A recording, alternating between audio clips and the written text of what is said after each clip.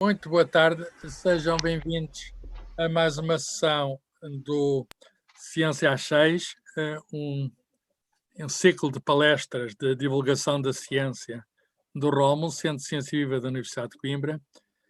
Nós, nestes tempos de confinamento, tentamos amenizar, digamos, o nosso isolamento através, enfim, destes processos de diálogo com pessoas sabedoras de ciência que comunicam a ciência que conhecem, tornando-nos a todos mais ricos.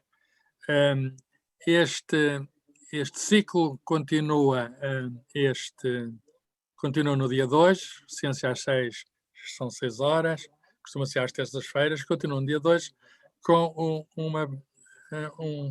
mais um convidado, mas que não é a primeira vez que é nosso convidado.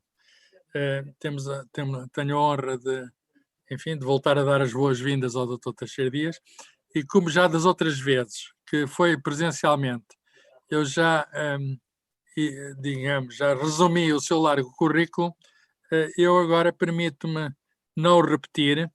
Já tivemos juntos com ele 5 ou 6 vezes, se não me erro, acho que uma dúzia de vezes, ou meia dúzia de vezes. Inclusive já fizemos uma publicação numa tiragem muito pequena, porque é uma coisa valiosa, é um tesouro. Fizemos uma publicação, digamos que oferecemos um pequeno número de exemplares ao próprio autor como nosso sinal de reconhecimento pela colaboração que nos tem dado. Portanto, reunimos as suas palestras num opúsculo e com certeza, enfim, esse material existe na Biblioteca do Rómulo, agora, enfim, com os devidos cuidados, não terá aberto da mesma maneira, mas pode ser consultado na Biblioteca do Rómulo, portanto, o registro dessas palestras que deu. Uma vez que já o apresentei e uma vez que atrai tanta gente que de certeza já o conhece, foi um professor da Universidade de Coimbra, que depois continuou a sua carreira na Universidade de Aveiro, está agora jubilado, é professor catedrático de Química, e enfim, tanto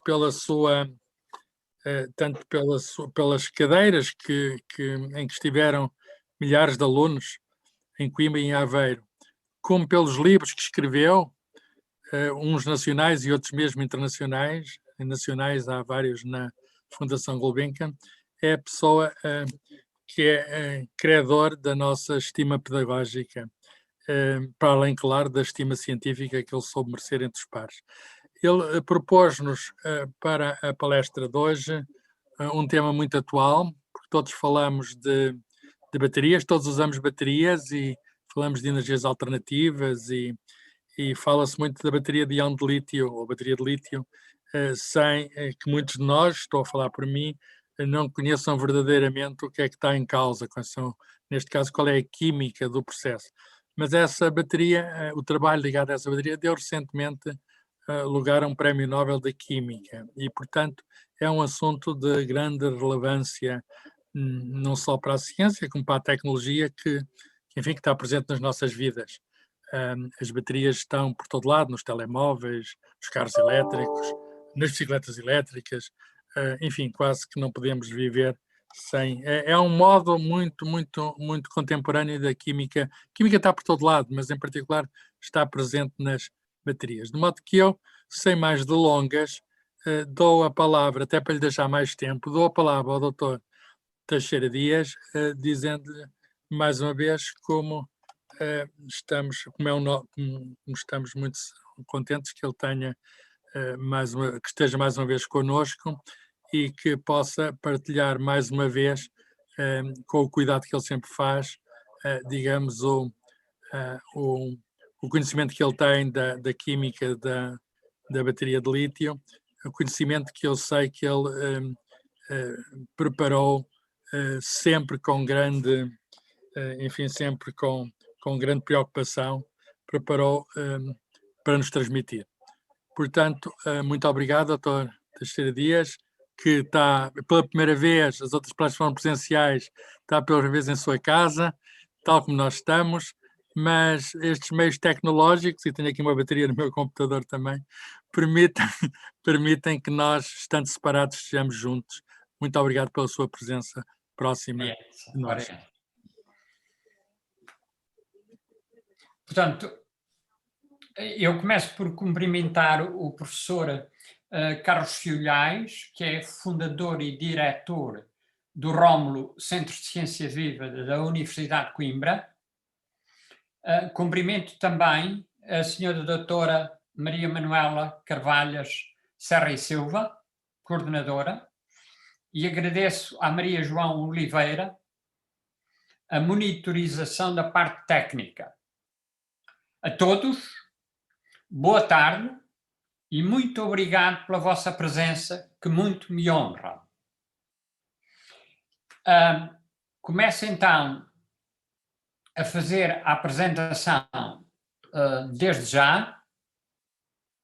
Realmente, este é o cartaz que apresenta o tema que vou abordar hoje. É um tema exclusivamente científico e destina-se a todos, independentemente da formação que tiverem.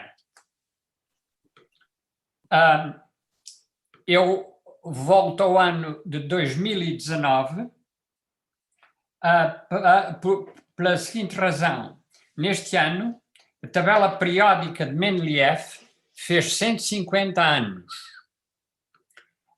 Também o Prémio Nobel de Química foi atribuído tendo como, digamos, protagonista principal um elemento, coisa que não é muito vulgar entre os prémios Nobel da Química. Um elemento químico, neste caso o lítio.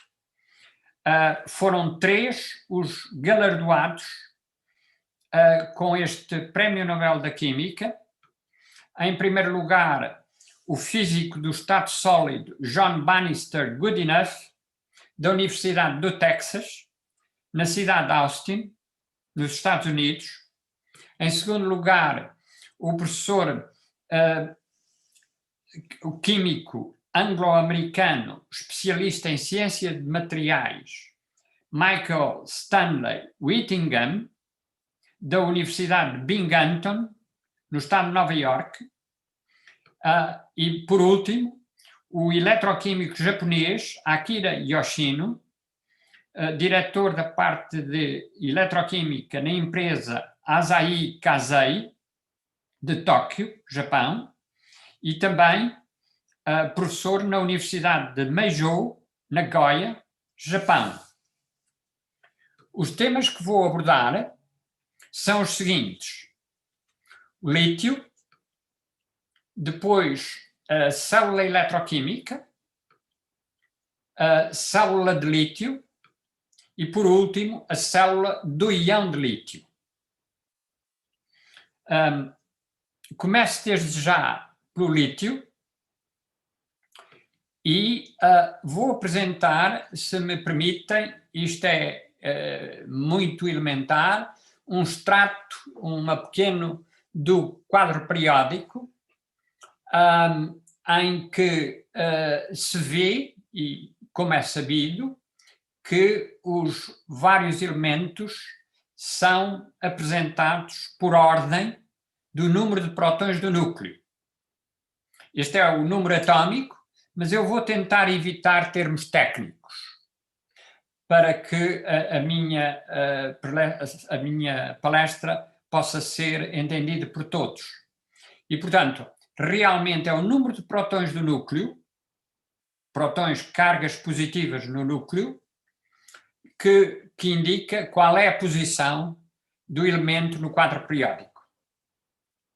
Por outro lado, num átomo neutro, terá igual número de eletrões e o quadro periódico, a tabela periódica, indica já alguma coisa sobre a estrutura eletrónica dos eletrões. Por exemplo, apresenta os elementos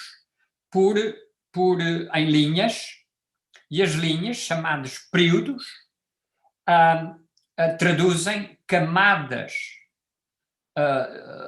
de eletrões pela sua energia. Ou seja, elétrons que estejam no mesmo período, na mesma linha, terão energias próximas, relativamente próximas, enquanto os que estão em linhas diferentes terão energias mais diferentes, ou diferentes. Como sabem, o primeiro elemento é o hidrogênio, o segundo é o hélio, o terceiro é precisamente o lítio. O lítio, sendo assim, podemos dizer que dos 3 eletrões, dois estão na camada interior e há um na camada exterior. Se este eletrão for perdido, houver ionização, forma-se o íon de lítio, que é isoeletrónico com o hélio 2. Só que há uma diferença entre o hélio 2, que é realmente um gás nobre e é um átomo neutro, e o íon de lítio, que, sendo isoeletrónico com o hélio, contudo tem uma carga e, portanto, está sujeito a um campo elétrico e move-se na presença de um campo elétrico, desloca-se, como nós iremos ver. Seguidamente, eu vou, desde já, falar num assunto que é interessante, bastante interessante, que é a origem luso-brasileira do lítio. Nós, Portugal, tem alguma coisa a ver com a origem deste elemento. Isso foi muito bem explicado neste artigo do professor Carlos Fiolhais, A Origem Luso-Brasileira do Lítio, na revista Ciência, a 27 de março de 2019. Lembrem-se que neste ano faziam os 150 anos da tabela periódica de Mendeleev, e nele se diz que o luso-brasileiro José Bonifácio de Andrade e Silva, químico, mineralogista e metalurgista, aluno e mais tarde professor da Universidade de Coimbra, foi quem descobriu na Suécia uma amostra deste mineral, petalita, que é um aluminosilicato de lítio. Aliás, José Bonifácio de Andrade e Silva publicou, em 1800, um artigo numa revista de Química de Leipzig, com 12 novos minerais. Tudo isto e muito mais podem ler neste artigo, poderão ler neste artigo do professor Carlos Fiolhais. Passo aos países maiores produtores de minérios de lítio. Estou-me a referir ao ano 2019 e começo por indicar que o maior produtor nesse ano, em toneladas de lítio, foi a Austrália, com 42 mil, seguido do Chile, com 18 mil, seguida da China, com 7.500 toneladas, no ano de 2019, depois o Zimbábue, com 1.600 toneladas, e Portugal, com 1.200 toneladas.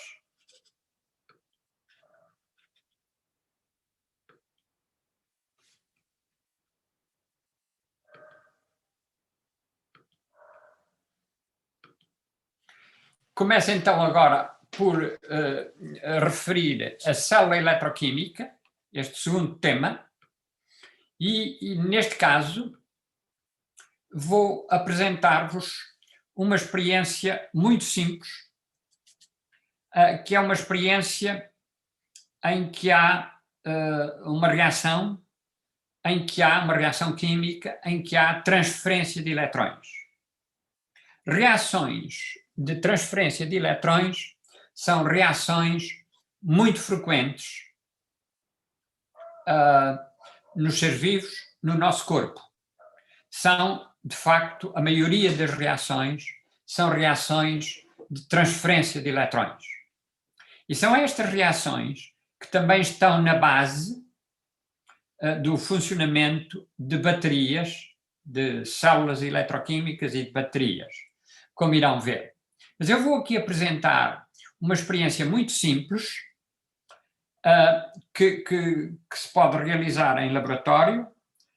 Direi desde já que provavelmente não se deve realizar em laboratório porque uma das substâncias é cara e, portanto,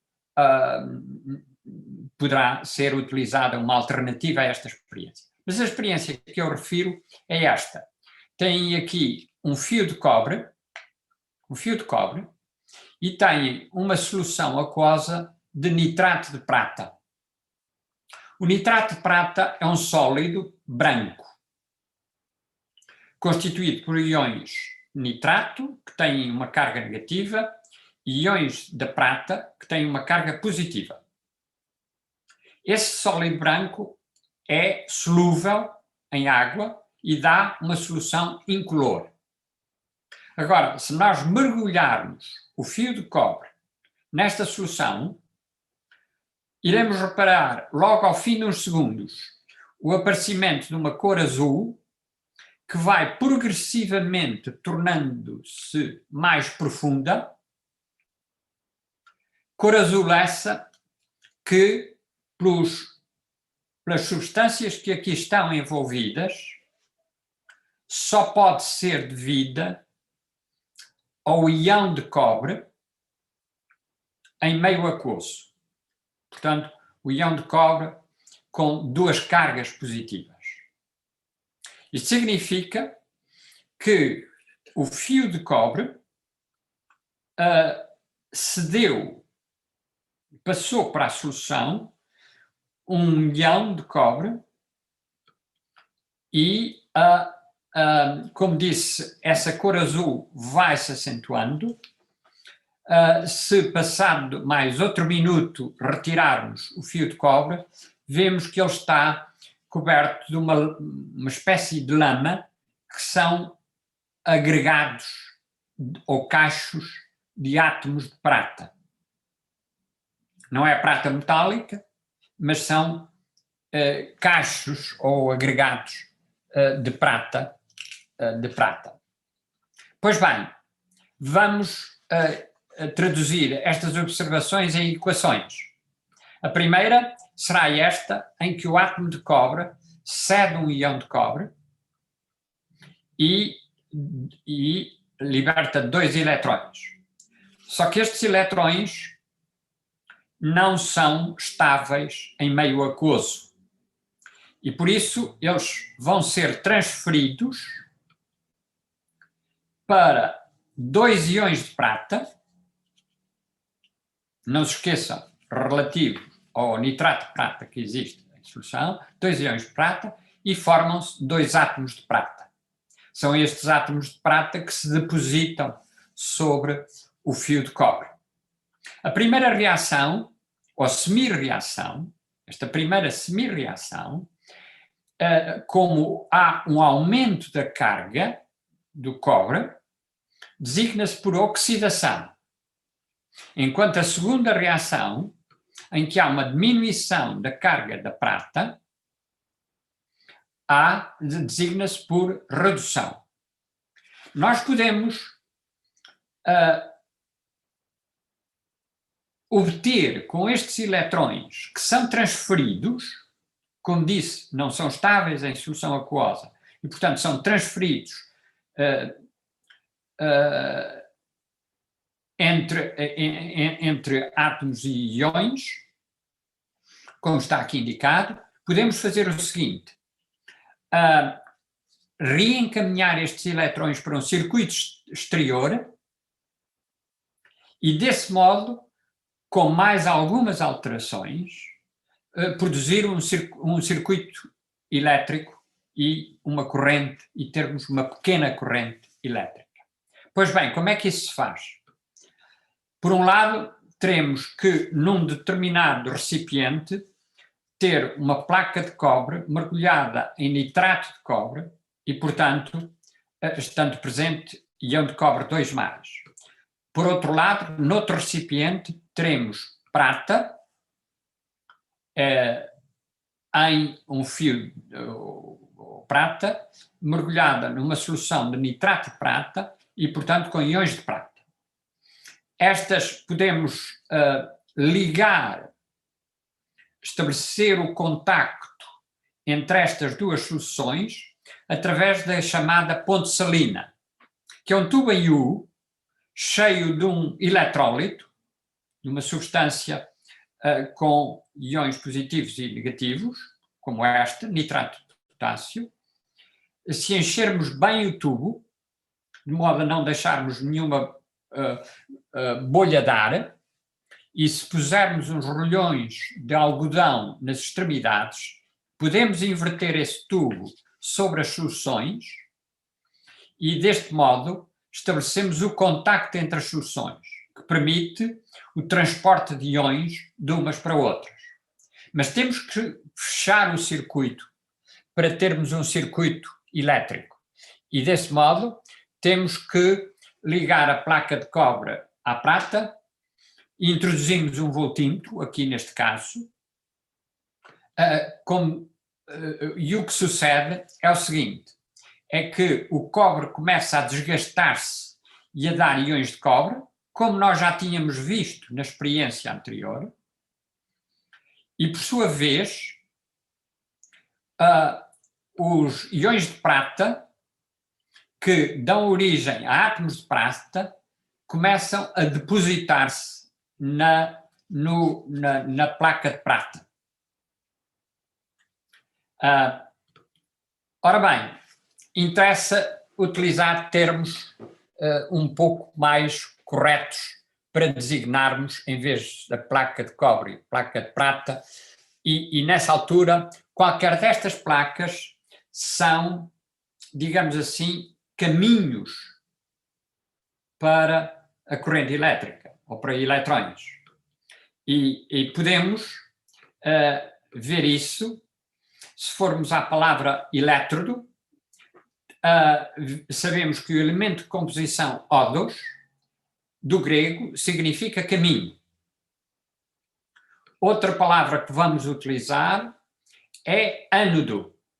Cá estão dois elementos de composição, há um prefixo ana, que significa para cima, o ódos significa caminho, portanto, caminho para cima. É evidente que este caminho para cima, neste caso, significa no potencial elétrico. Quando há formação de cargas positivas, o potencial elétrico aumenta. Há um caminho para cima. Quando há formação de cargas positivas, como vimos na primeira semi-reação, há uma oxidação. E o elétrodo onde se dá a oxidação é o ânodo. Por sua vez, cátodo tem o elemento de composição catar, que em grego quer dizer para baixo. Para baixo no potencial elétrico. Por último, a palavra íon significa também do grego que vai. Portanto, um cátion é um íon que vai para o cátodo, que é o elétrodo de mais baixo potencial elétrico, portanto, negativo, o cátion é positivo, e o anião é um íon que vai para cima, ou seja, para o elétrodo positivo, e, portanto, o anião é negativo. Ora, passemos agora à célula de lítio. Aqui temos que recuar aos anos 70. Em 1973, quando ocorreu, as pessoas da minha idade ou da geração a seguir lembram-se que ocorreu a guerra árabe-israelense a guerra de Yom Kippur, que foi vencida por Israel. E na sequência desse resultado, e pelo facto desse resultado ter aparecido pela ajuda que os Estados Unidos deram a Israel, os países produtores de petróleo produziram um embargo de petróleo aos Estados Unidos, ao Canadá e a outros países que tinham apoiado Israel, entre os quais também Portugal. Eu lembro-me do racionamento de gasolina nestes anos nas gasolineiras, lembro-me da circulação dos carros. Nessa altura as matrículas dos nossos carros, dos nossos veículos, começavam por letras e terminavam no número. Pois bem, eu lembro-me de os números ímpares circulavam num dia e os números pares circulavam no dia seguinte. Lembro-me disso. Nos Estados Unidos, a petrolífera, a companhia Exxon, que é uma das maiores empresas do mundo, e é uma petrolífera, ainda é, estas empresas tentam, em situações de crise, tentam preparar o futuro. E o que fez foi contratar um destacado investigador em ciência de materiais, Whittingham. Esse contrato foi por 16 anos e um dos compostos investigado por Whittingham foi disulfeto de titânio.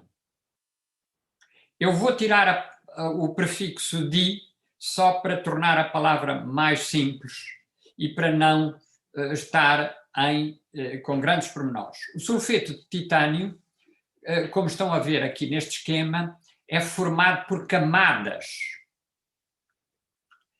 Camadas que, vistas de cima, têm o átomo de titânio ligado a 4 átomos de enxofre nos vértices de um tetraedro. É isto que se vê em cada um nesta imagem superior, em cada uma destas camadas. A distância entre o titânio e o enxofre é 0,24 nanómetros. Um nanómetro, como sabem, é a milésima da milionésima parte do metro.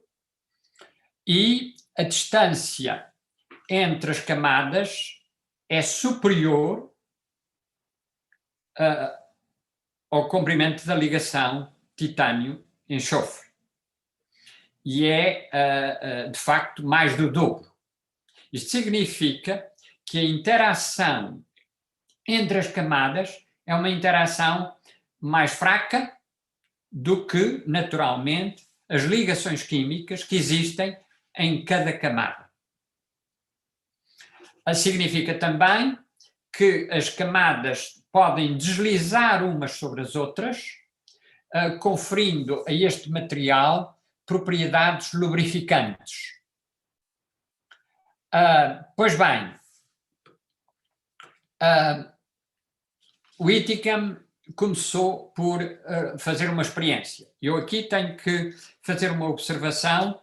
Eu vou representar esquematicamente o sulfeto de titânio por esta forma simples, em que cada camada será um retângulo amarelo aqui.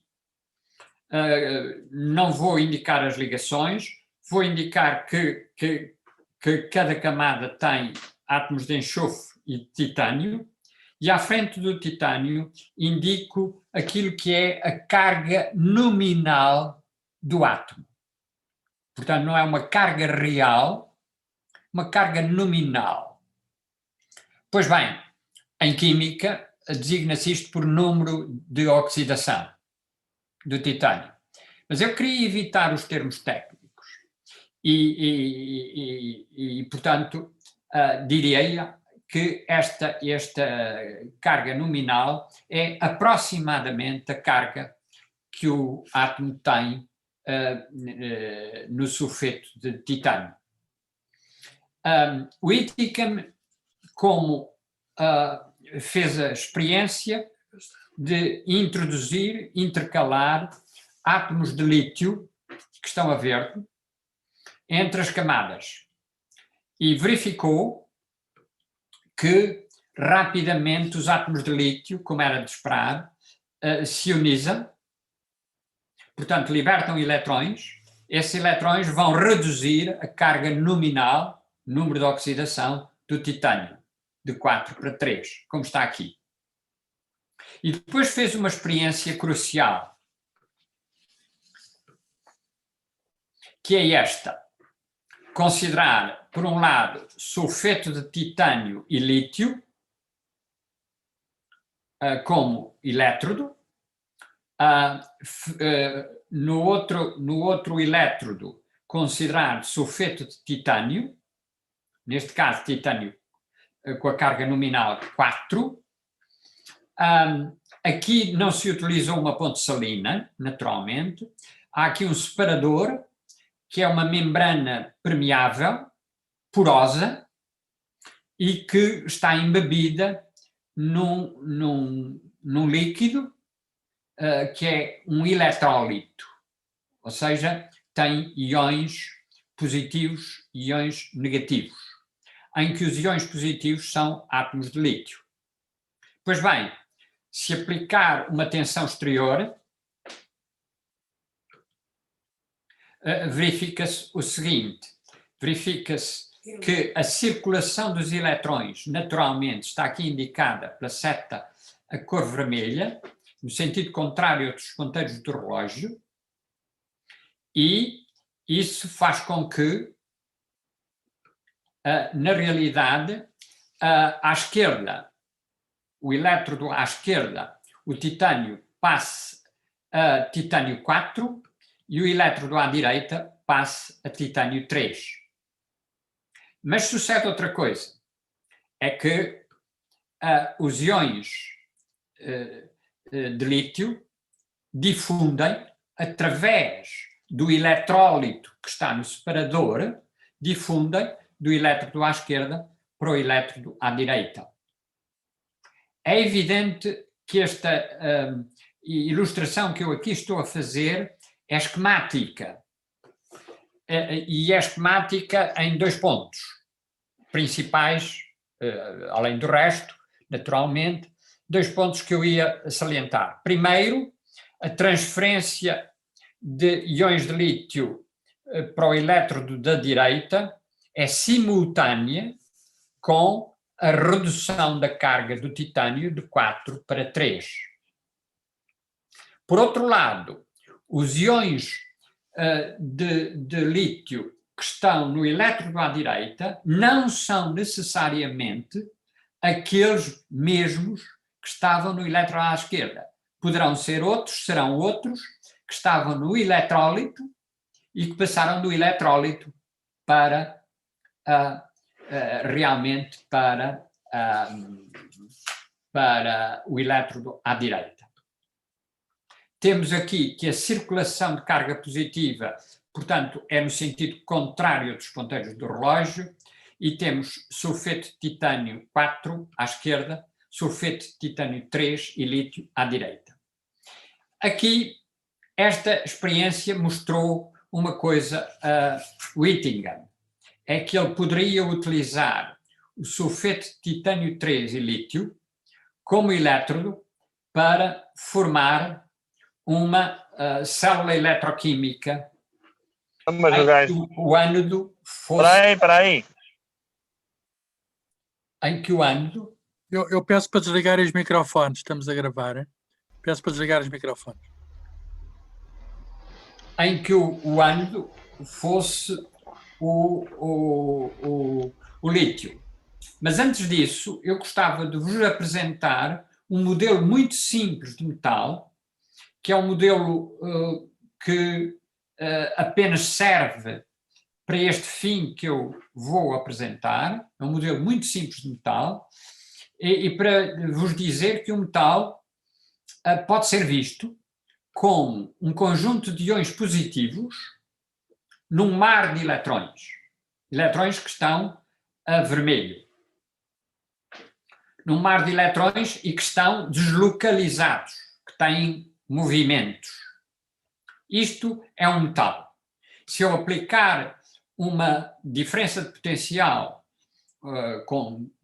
utilizando, por exemplo, uma bateria, o que sucede é que os íons positivos não se deslocam porque não têm espaço para abrir caminho entre os íons do metal, os íons positivos do metal, mas os eletrões, esses sim, deslocam-se naturalmente para a placa positiva, e temos aqui um exemplo de corrente elétrica. Pois bem, Whittingham formou então a célula eletroquímica com um ánodo de lítio, metal lítio,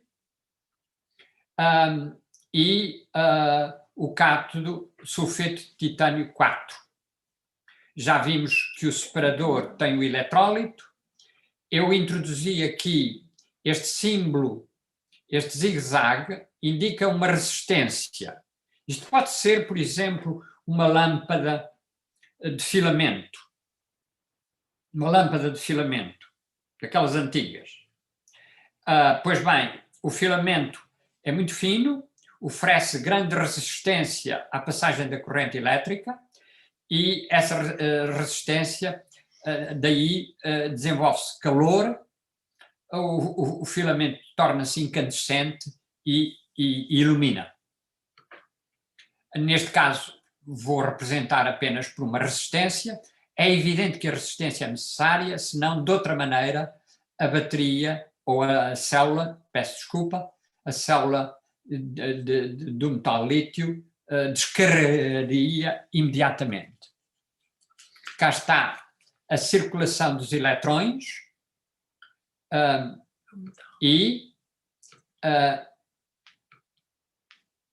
agora vê-se que o titânio 4 passou a titânio 3 e a circulação dos íons de lítio, feita a ressalva que eu há pouco disse que isto é esquemático, mas dá uma ideia do que se passa. Este é o processo de uma célula de lítio que foi realizada por Whittingham. Pois bem, esta célula de lítio, como iremos ver, tinha vários problemas. Mas antes de os referir, eu vou dizer que nos anos 80, este especialista em ciência de materiais, Goodenough, que já referi, e concretamente em 1980, entrou em contacto com Whittingham e, por indicação de Goodenough, teve a ideia pioneira de substituir o sulfeto de titânio por um óxido de cobalto. O óxido de cobalto é também um composto em camadas. Aqui está indicado o cobalto azul, o oxigênio vermelho e os íons de lítio, portanto já está intercalado com íons de lítio e, portanto, já é óxido de cobalto 3 e lítio. Antes de ter o íon de lítio era o óxido de cobalto 4, portanto a eletroneutralidade terá que ser sempre mantida. Pois bem, a bateria ou a célula eletroquímica efetuada ou construída por Goodenough está aqui indicada. E podemos-la pôr a funcionar. Cá está o circuito fechado. a circulação de eletrões, o cobalto 3 no cátodo passa, o cobalto 4 no cátodo passa a cobalto 3, como viram, e então depois há a transferência, a difusão dos íons de lítio do ânodo para o cátodo, através do eletrólito no separador. A circulação de cargas positivas está indicada, é o sentido contrário ao da circulação dos eletrões, como é natural. E agora vou referir um dos problemas que surgiu com esta célula. É que esta célula, que foi vista na situação de descarga, ou seja, a situação em que a célula transfere ou modifica energia da reação química em energia elétrica, e portanto funciona, para a situação em que está em carga. E realmente esta célula, poucos ciclos de descarga-carga conseguiu aceitar. Porquê? Porque formaram-se protuberâncias cônicas no lítio que foram crescendo, portanto, sempre que havia carga na função, na parte do ciclo, descarga-carga, sempre que havia carga, essas protuberâncias cônicas iam subindo, até que eventualmente contactaram com o cátodo e aí houve um curto-circuito. Quero também dizer que o metal lítio não era realmente uma escolha ótima, porque o lítio é muito reativo, reage com água, forma hidróxido de lítio e hidrogênio, e, portanto, o metal lítio tem que ser mantido num óleo. Pois bem, entremos então na última parte e permitam-me que faça uma referência à grafite, que conhecem. Cá estão os planos de átomos de carbono em hexágonos, como sabem. As ligações carbono-carbono têm esta distância e a separação entre as camadas é mais de 2 vezes superior ao comprimento da ligação carbono-carbono. Isso significa que as camadas de grafite, os planos de grafite deslizam uns sobre os outros, podem deslizar, e daí as propriedades lubrificantes da grafite. Significa também, uma coisa que não está aqui indicada, mas que é relevante, é que perpendicular em cada camada há eletrões que estão em orbitais perpendiculares a cada um destes planos. E esses eletrões estão deslocalizados por toda a camada. Portanto, este material é um material com condutividade elétrica elevada na direção dos planos das folhas de grafite e com condutividade elétrica mais reduzida e reduzida na direção perpendicular. É um material, como sabem, utiliza-se esse termo, que é do conhecimento geral, anisotrópico, sob o ponto de vista de condutividade elétrica. Pois bem, o japonês Yoshino utilizou a grafite e intercalou átomos de lítio. Só que os átomos de lítio na grafite imediatamente se transformaram em íons e cederam os eletrões às folhas de grafite. Deixem-me dizer que, mais uma vez, estamos perante esquemas.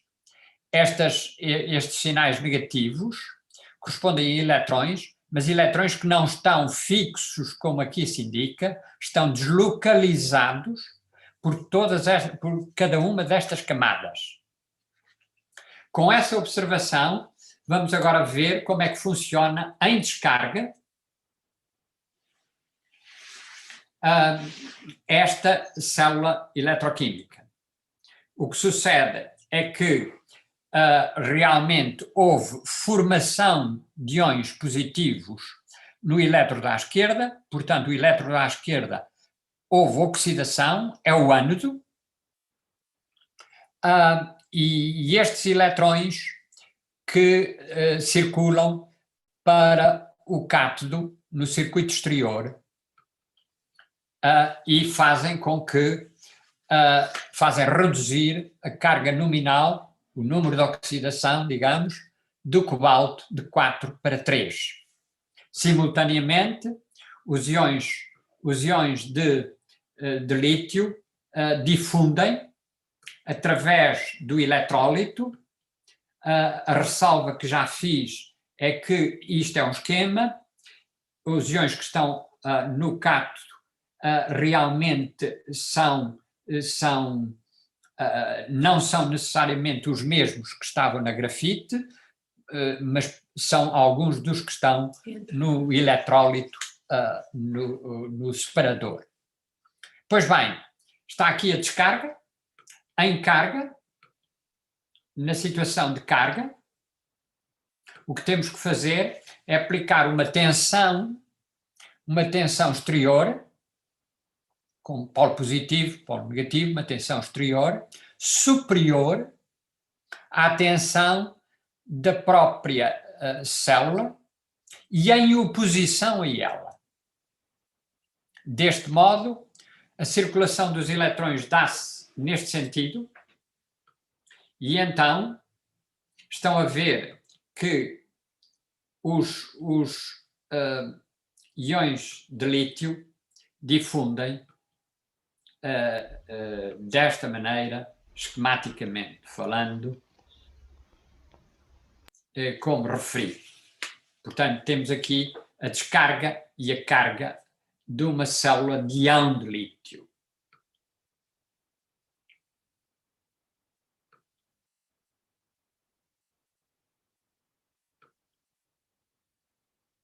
Agora a carga. Quais as vantagens de uma bateria de íon de lítio? Basicamente, duas, mas que são bastante importantes. Por um lado, uma bateria de íon de lítio, uma bateria é um conjunto de células. Um conjunto de células em série e, portanto, a voltagem de cada célula pode ser multiplicada por N, consoante o número de células que são postas em série. Pois bem, a bateria de íon de lítio pode atingir uma energia por quilograma de 100 a 265 watts-hora. Isto é uma unidade, watt é uma unidade de potência, representa a velocidade com que a energia é transferida, mas o watts-hora é uma energia. Porquê? Porque hora corresponde a 3.600 segundos, o watt corresponde a um watt a 1 joule por segundo, portanto, se eu multiplicar este valor por 3.600, que são os segundos existentes numa hora, eu tenho a energia realmente da bateria de íon de lítio. E reparem que é superior a uma bateria muito utilizada, níquel hidreto metálico, e tem também uma voltagem 3 vezes superior, não só a baterias como níquel hidreto metálico, como também níquel cádmio.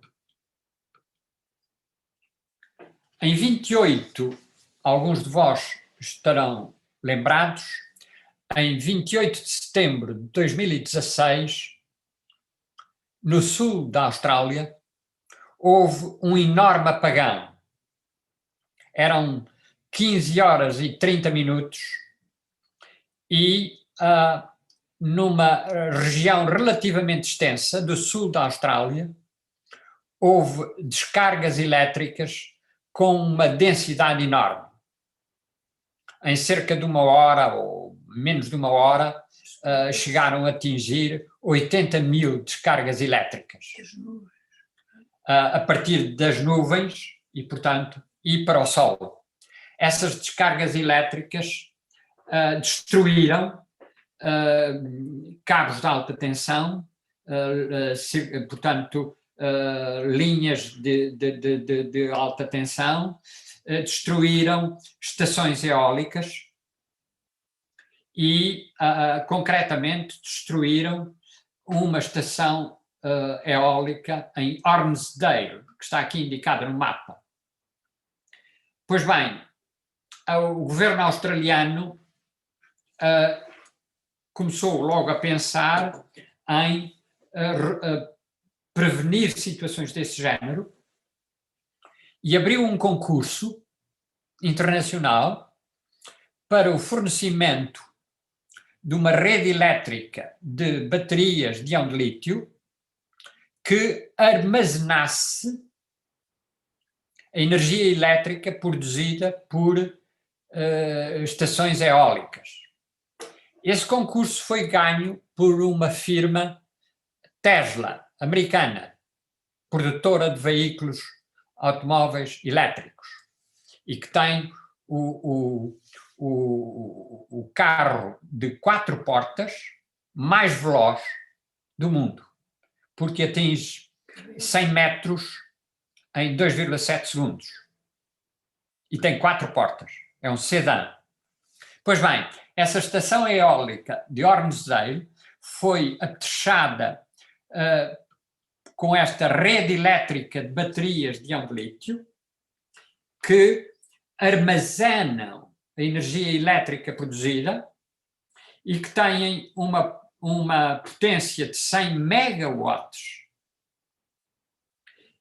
e uma energia de 129 megawatts hora. Isto corresponde a uma energia que abastece 40 mil habitações.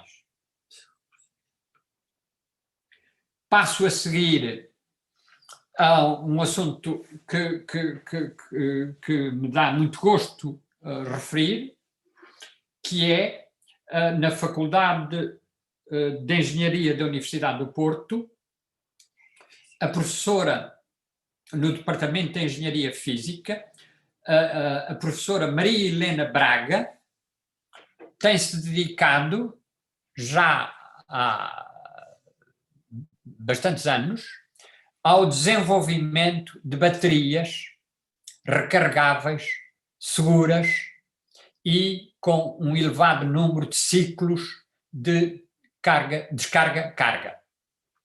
A professora Maria Helena Braga é coordenadora deste grupo de investigação Materials for Energy Research Group e foi a personalidade do ano 2020 com um prémio atribuído pelo júri da 14ª edição Os Melhores de Portugal Digital. Entre os muitos artigos que ela tem, artigos científicos, eu fui escolher o artigo que neste momento tem mais citações, que é este: Estratégia alternativa para uma bateria recarregável e segura. Este artigo tem a particularidade de ter não só o nome da professora Maria Helena Braga, com asterisco, como também, em último lugar, o nome do professor Goodenough, com asterisco. O asterisco significa que estes coautores dialogam diretamente com o editor da revista onde o artigo é revisto e analisado por arbitragem científica, como sabem, antes de ser publicado, E este artigo foi publicado em 2017, como disse, tem 120 citações. No sumário deste artigo, diz-se que o resultado destas investigações é uma bateria recarregável de lítio ou sódio, de baixo custo, segura e de elevada densidade de energia e longo vida de ciclos. Portanto, ciclos de descarga-carga. O professor Goodenough é professor convidado do Departamento de Engenharia Física da Faculdade de Engenharia da Universidade do Porto. E, por último, eu gostava de referir o número de artigos que aparecem em vários domínios, em várias especialidades, na Web of Science, na área de ciência de materiais, 37.939 artigos, química física, eletroquímica, combustíveis, química multidisciplinar, nanociências, física aplicada e outros temas em que o número de artigos não estão aqui indicados, porque o número de artigos é inferior a 9.000. É evidente que alguns destes artigos que aparecem numa destas rubricas ou numa destas especialidades podem aparecer em mais uma ou mais outras especialidades. E, portanto, não se podem tirar daqui percentagens. Mas fica uma ideia de que realmente estes dados foram tirados já há 3 dias, no dia 23 de janeiro deste ano. Há mais de 86.000 artigos sobre o desenvolvimento de baterias recarregáveis, seguras e de grande número de ciclos de descarga-carga. Eu termino agradecendo a todos vós a paciência e o facto de me terem ouvido. Muito obrigado a todos.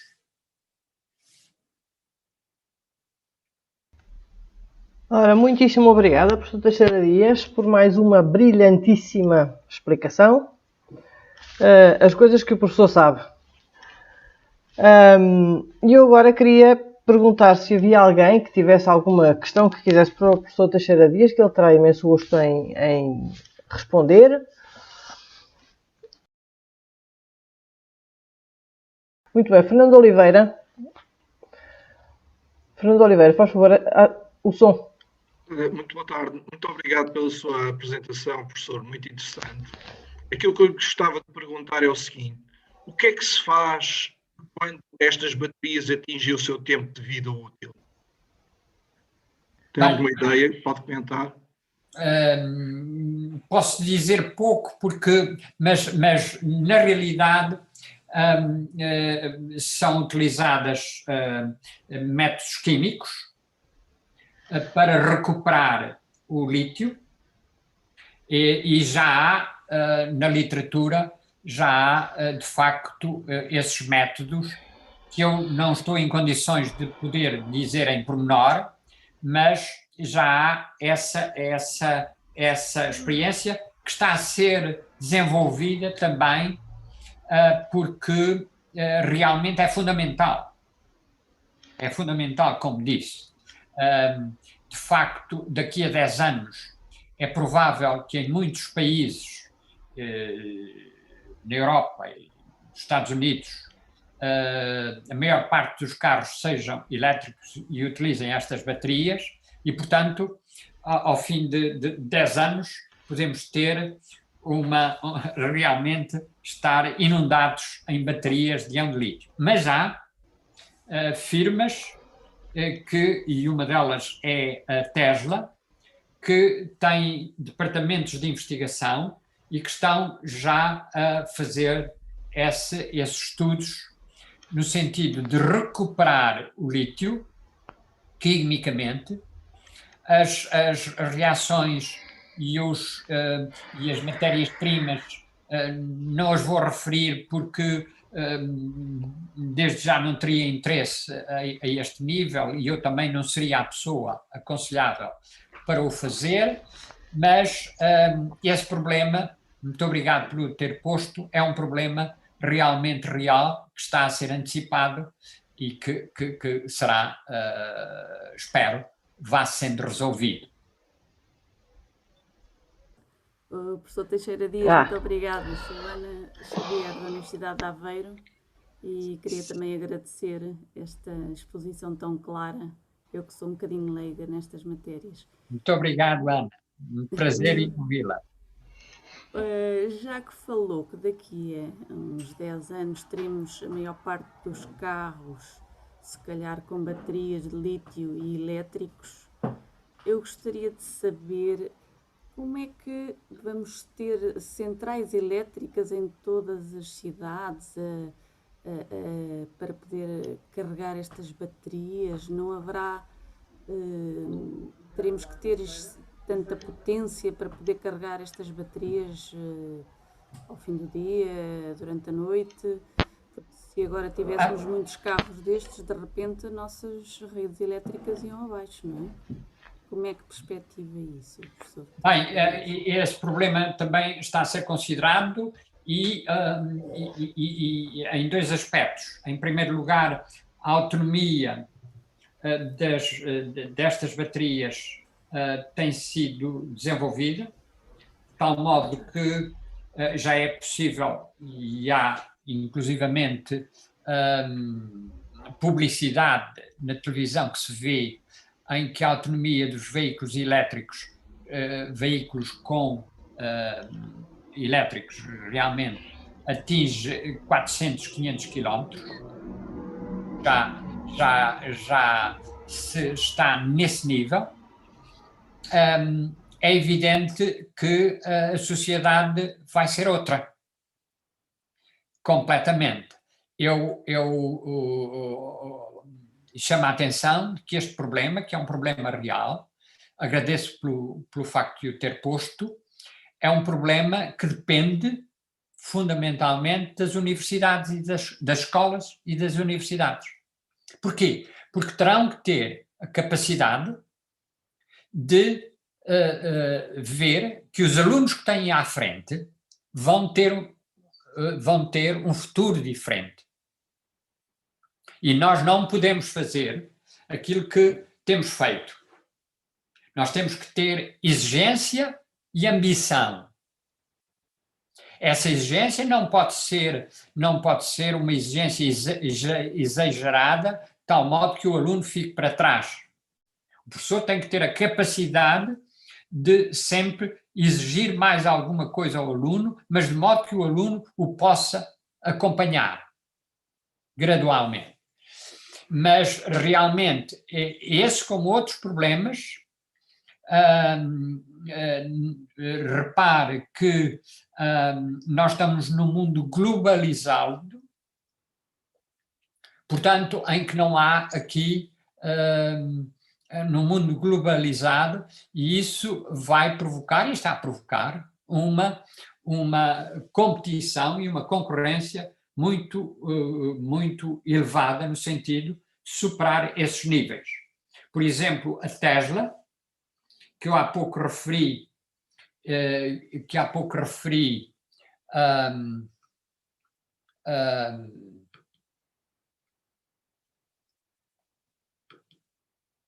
a Tesla já submeteu uma patente para uma bateria de íon de lítio, como este título mostra, que atinge, consegue realizar num veículo automóvel 1,6 mil quilómetros. Portanto, praticamente ou aproximadamente 1,6 milhão quilómetros, como está aqui. Não, tenho aqui mais uma pergunta. O Vítor Henriques pergunta-lhe o que é que o lítio tem, o que é que o elemento tem de diferente que o difere dos outros de forma a que seja agora o elemento eleito para a construção de baterias? Tem uma coisa muito simples, que é o metal mais leve. Repare que 1 centímetro cúbico de ferro pesa cerca de 8 gramas. Pois bem, 1 centímetro cúbico de lítio não chega a 1 grama, é 0,5 gramas. Ou seja, é 15, 16 vezes mais leve que o ferro. E essa leveza é realmente importante em todas as aplicações. Por outro lado, a energia de ionização não é de facto elevada, é uma energia de ionização baixa. Portanto, é uma energia de ionização baixa, mas também devo dizer que o sódio tem uma energia de ionização ainda mais baixa. Mas só que o sódio é um íon, o íon de sódio é um íon muito maior do que o íon de lítio. E, portanto, a intercalação também pode suscitar aí escolhas ou opções consoante a dimensão do íon. Mas, portanto, é a leveza, a densidade do metal que é fundamental. E a baixa energia de ionização. Professor, há pouco surpreendeu-me que quando mostrou o gráfico dos maiores produtores de minério de lítio do mundo, Portugal figura entre os sexto lugar. Os maiores. Sexto lugar. Em 2019. Sim, a minha questão é, faria sentido Portugal investir numa metalurgia do lítio ou não? Porque nós estamos a vender o minério para a Tesla. Doutor, eu vou pedir, digamos,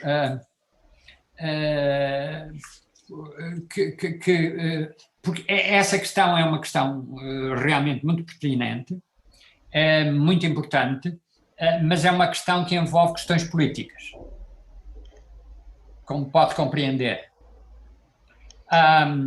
Nós, neste momento, apenas produzimos aquelas 1.200 toneladas produzidas em 2019, não foram tratadas e, portanto, nós não temos refinarias para o lítio, não temos matérias-primas para o lítio e, portanto, teríamos que pensar também nisso, se seguíssemos esse caminho. Mas esse caminho é um caminho que envolve questões que não são apenas científicas. São questões também políticas e eu preferia não entrar entrar por aí. Porque são nitidamente questões que envolvem políticas partidárias também e, portanto, ideologias também. Muito bem. Então, e o Vítor Henriques pergunta também se há alternativas ao lítio para a construção de baterias mais eficientes. Aquele artigo que eu apresentei da professora Maria Helena Braga realmente faz referência a uma baterias não só de íon de lítio, mas também podem ser de íon de sódio, seguras e que as de íon de sódio podem ser alternativas seguras, como ela diz no artigo, e com as características de baixo custo e grande ciclo de vida. Muito bem. Temos uma outra pergunta do Hugo Arede, que pergunta quais são os fenómenos que estão associados à carga e descarga que limitam a vida útil da bateria. E de seguida pergunta ainda o que impede esta bateria de ser imortal. Essa é uma questão interessante. É uma questão interessante, muito interessante, aliás, como têm sido as outras, mas gostaria de referir o seguinte. Aproveito para referir o seguinte. A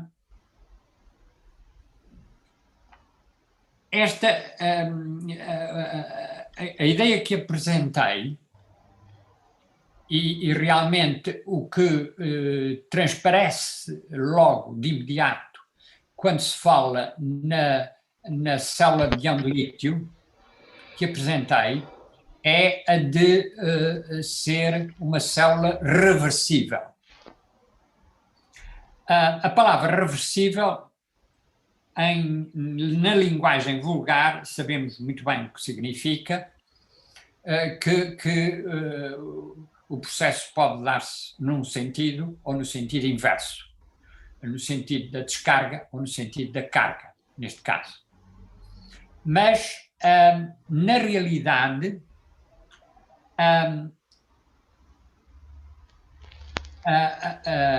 a célula de íon de lítio não é 100% reversível, termodinamicamente reversível, porque é a termodinâmica que nos diz o que é ser reversível. É um processo que pode ocorrer nos dois sentidos, mas pelo mesmo caminho. E isso pelo mesmo mecanismo, pelo mesmo caminho. E isso é uma exigência que é difícil, se não impossível, até agora, de atingir. Atinge-se muito proximamente, muito de perto, pela célula de íon de lítio, de tal modo que as baterias de íon de lítio não são viciadas como as outras. Diz-se que a bateria de íon de lítio ou a célula de íon de lítio não tem memória. Eu diria que esta afirmação não pode ser vista como uma afirmação rigorosa a 100%, porque se fosse rigorosa a 100%, realmente o tempo de vida da célula seria infinito. O número de ciclos de descarga e carga seria infinito, e não é. Mas é essa a minha resposta à questão que foi posta. Isso quer dizer que vamos andar a gastar sempre outros metais para recuperar o lítio que se foi perdendo? A capacidade? Peço desculpa, que vamos... Isso quer dizer que para recuperarmos o lítio, então pronto, a reação não é termodinamicamente completamente reversível. Ou seja, temos que são utilizados outras estratégias, por exemplo, o uso de outros metais que têm uma capacidade de redução, tem maior poder redutor para recuperar o lítio. Ou seja, vamos gastar esses metais para recuperá-los.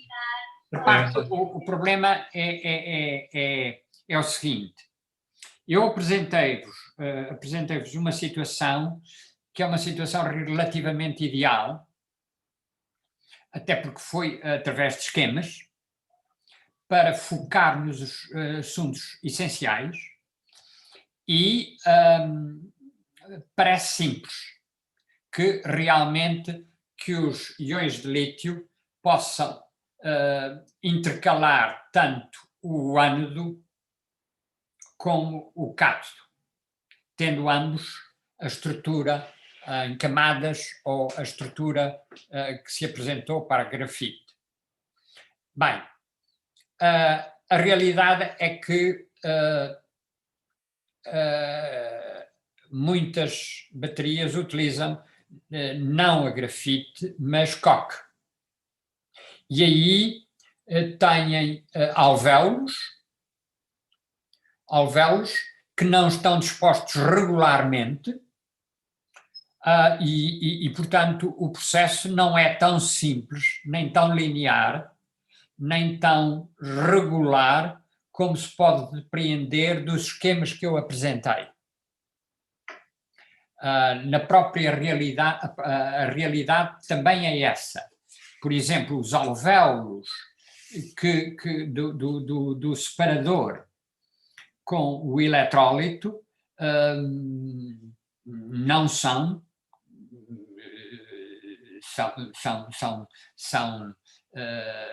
distribuídos, com certeza, de uma maneira irregular, e isso cria situações em que a reversibilidade não é completa. Não é completa. Há baterias de íon de lítio que atingem 1000, 2000 ciclos de descarga-carga, mas realmente a reação que se viu não é totalmente reversível. E eu julgo que, na realidade, nunca se conseguirá atingir uma reação totalmente reversível.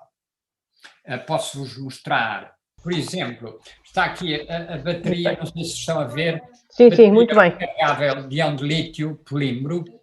É uma bateria, eu pus íon de lítio entre parênteses porque a bateria é designada normalmente lítio polímero, de capacidade de carga muito elevada. Estão aqui as características desta bateria,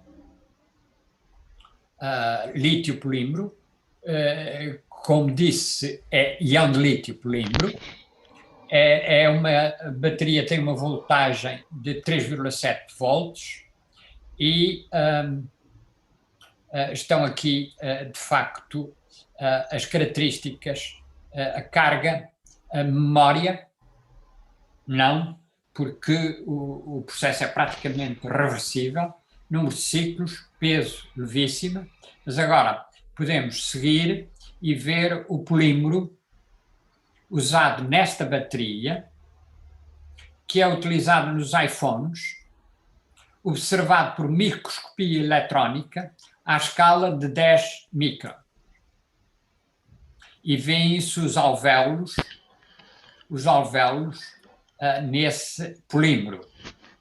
A distribuição irregular. Está aqui a referência da figura, mas este é realmente uma das questões que se põe na prática, de facto.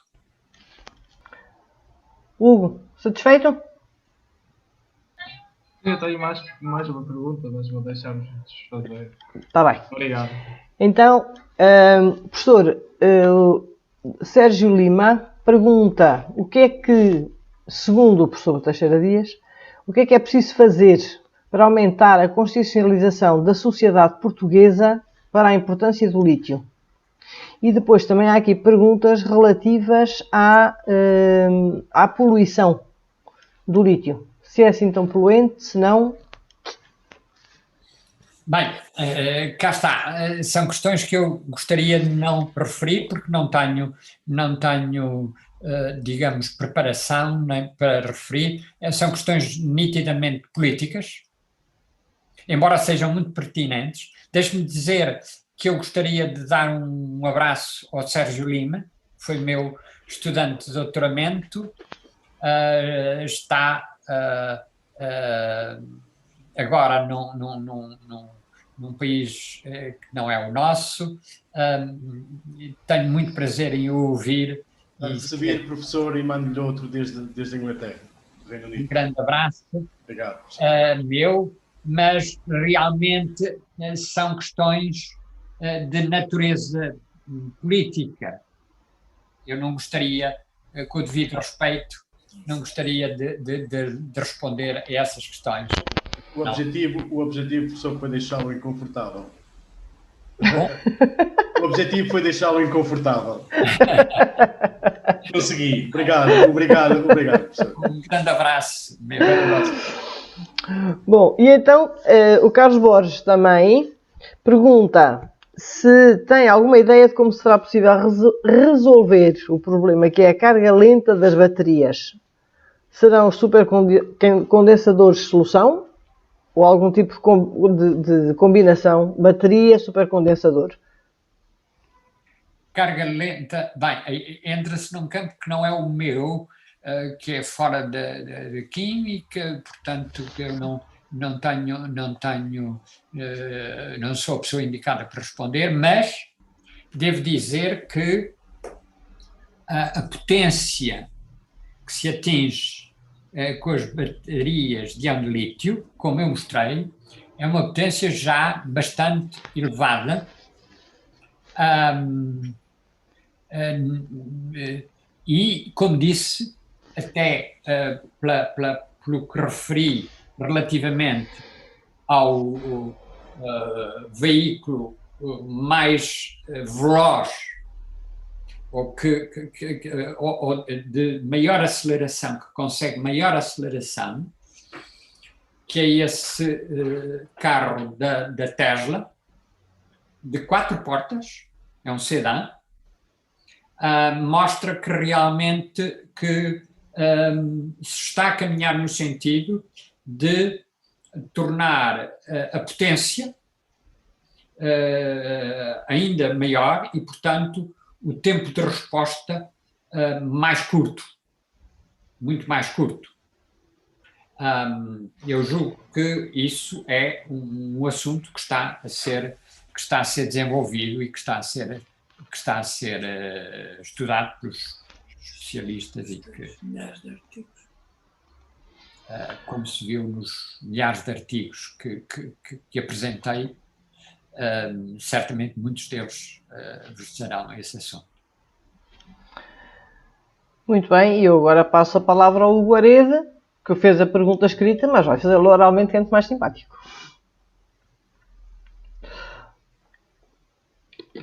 Olá a todos outra vez. Então pronto, o professor falou há pouco da densidade como sendo uma vantagem e comparou a bateria de lítio comparou a densidade do lítio, que 1 cm3 era 0,5, com a do ferro, que era 8 gramas aproximadamente. Isto seria, por exemplo, seria uma vantagem fazer células de lítio de tal forma compactadas para que tivesse uma maior capacidade de armazenamento? Acho que é mais ou menos assim que fiz a pergunta. Compactadas, como é que... aumentar a densidade. O que se faz é realmente reunindo células de íon de lítio em série, aumentar a voltagem. Mas essa compactação não estou a perceber exatamente o que é que possa, na prática, referir. Colocar mais células por unidade diária.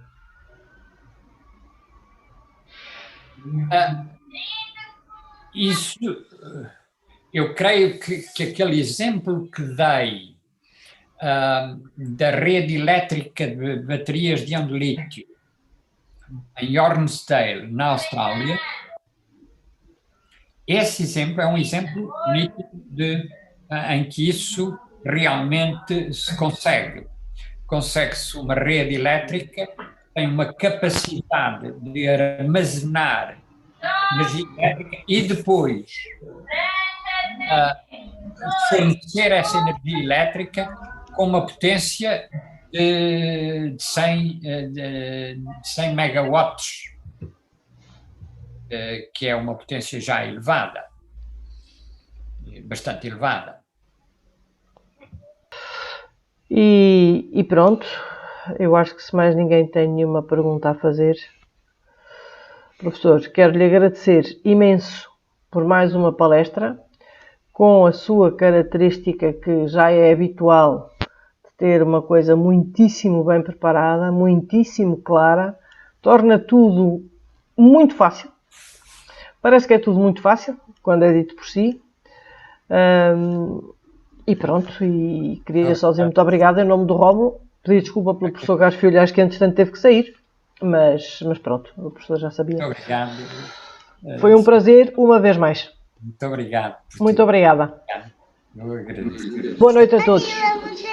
Boa noite a todos. Adeus, avô Zé.